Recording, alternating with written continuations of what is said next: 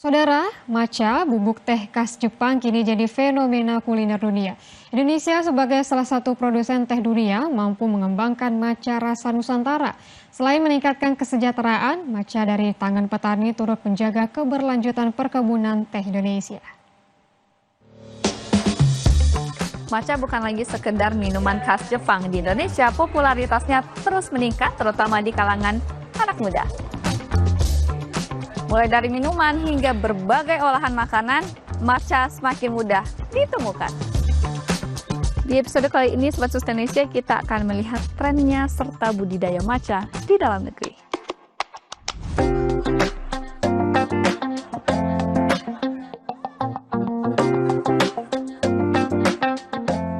Matcha, olahan daun teh kaya antioksidan, kini menjelma fenomena dunia satu dekade terakhir.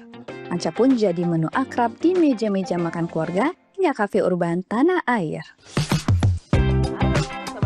Thea, salah seorang penggemar matcha, berbagi kisah.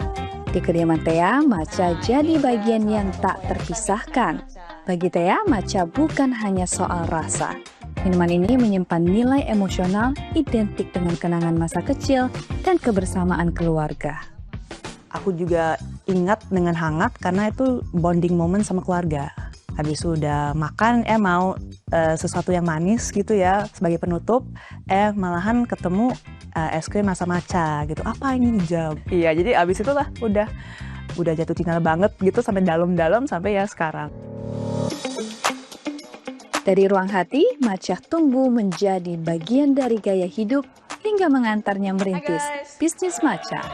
Matcha booming banget karena memang ada manfaat kesehatannya dan juga salah satu opsi lain untuk kafein yang efektif juga. Teman-temanku juga mengalami kendala yang sama. Mereka tuh perlu sumber kafein tapi juga lebih cenderung GERD. Jadi apakah ada solusi atau apakah ada alternatif gitu ya? Lebih dari sekadar hidangan, matcha menjelma sarana edukasi dan membangun komunitas. Melalui Master Your Matcha, Thea membuka kelas edukasi untuk memperkenalkan matcha lebih dalam.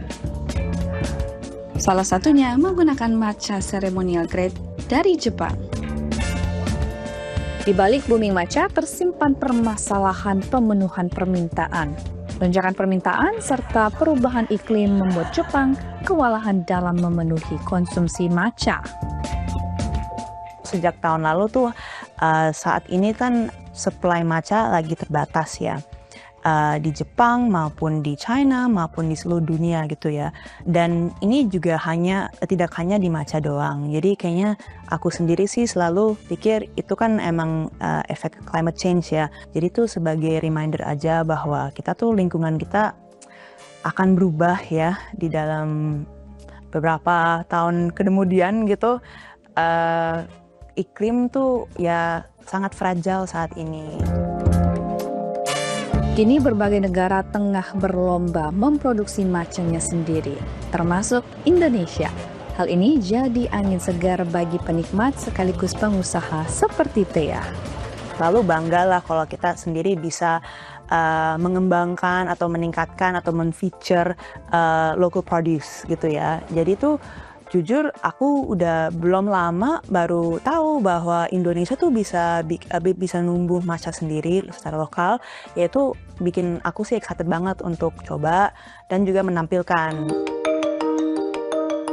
Sebagai salah satu negara produsen teh terbesar dunia dan memiliki tradisi perkebunan teh yang panjang, Indonesia punya modal besar untuk memenuhi permintaan bubuk matcha yang tengah naik daun. Jawa Barat menjadi salah satu saksi perkembangan ini. Daerah yang selama ini dikenal dengan pesona wisatanya, kini juga menjadi tempat lahirnya berbagai inovasi produk teh, termasuk matcha lokal. Saudara, saksikan kisah produksi matcha khas Nusantara dalam program Sustainisia episode Inovasi Matcha Petani Teh Indonesia yang akan tayang pada Sabtu 1 Agustus 2026 pukul 9 pagi di Kompas TV Independen Terpercaya.